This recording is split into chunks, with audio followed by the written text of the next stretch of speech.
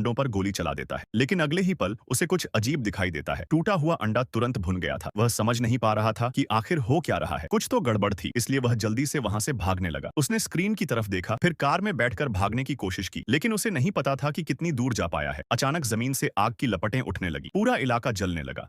घर राख में बदल गए। फिर सड़कें फटने लगीं और ऊंची इमारतें गिरने लगीं। मृत्यु का देवता जैसे उसका पीछा कर रहा था। वह आदमी आखिरकार आखिरी पल में आग के तूफान से निकल गया, लेकिन जब वह शहर लौटा तो पूरा शहर जलकर खाक हो चुका था। पर संकट तो अब शुरू हुआ था। आसमान में एक अजीब बादल बन गया था। तेज ठंडी हवा ने चारों ओर की चीजों को जमा दिया। फिर एक रोशनी सी उभरी जो धीरे धीरे धरती की ओर। लोग डर कर भागने लगे, लेकिन बहुत देर हो चुकी थी। जो भागे नहीं वे सब बर्फ की मूर्तियों में बदल गए। यहाँ तक कि 10,000 फीट की ऊंचाई पर उड़ता विमान भी जम गया। वह एक 10,000 टन का बर्फ का टुकड़ा बन गया। दुनिया का तापमान बढ़ने लगा, जिससे ग्लेशियर पिघलने लगे और समुद्र का स्तर बढ़ गया। जब सैटेलाइट नेटवर्क ने वजह का पता लगाया तो वैज्ञानिक दर्शन तुरंत रॉकेट लेकर स्पेस स्टेशन पहुंच गए। वहां जांच के दौरान उसने पाया कि एक क्रू मेंबर की मौत हो चुकी है। ड्रेसिंग रूम में उसे एक डेटा चिप मिली। डिकोड करने पर उसे एक रहस्य पता चला। किसी ने सैटेलाइट सिस्टम में एक कंट्रोल वायरस डाल दिया था। यह वायरस डेथ प्रोग्राम चला रहा था, जो दुनिया में हर प्राकृतिक आपदा को नियंत्रित कर रहा था। और इस वायरस को नियंत्रित करने वाला कोई व्यक्ति अंतरिक्ष से था। माफ कीजिए श्री अरविंद, आपको हमारे साथ चलना होगा। राष्ट्रपति के पास कोई और चारा नहीं था। उसी समय एक महिला अनिता पार्किंग में इंतजार कर रही। उसका बॉयफ्रेंड पहले से वहां था, लेकिन उन्हें क्या पता था कि अगले पल क्या होने वाला है। सुरक्षा गार्ड्स ने गोली चलानी शुरू कर दी, यहाँ तक कि उन्हें परवाह नहीं थी कि राष्ट्रपति भी उसी कार में है। किसी तरह वे भाग निकले और लड़के ने सब कुछ समझाना शुरू किया। असल में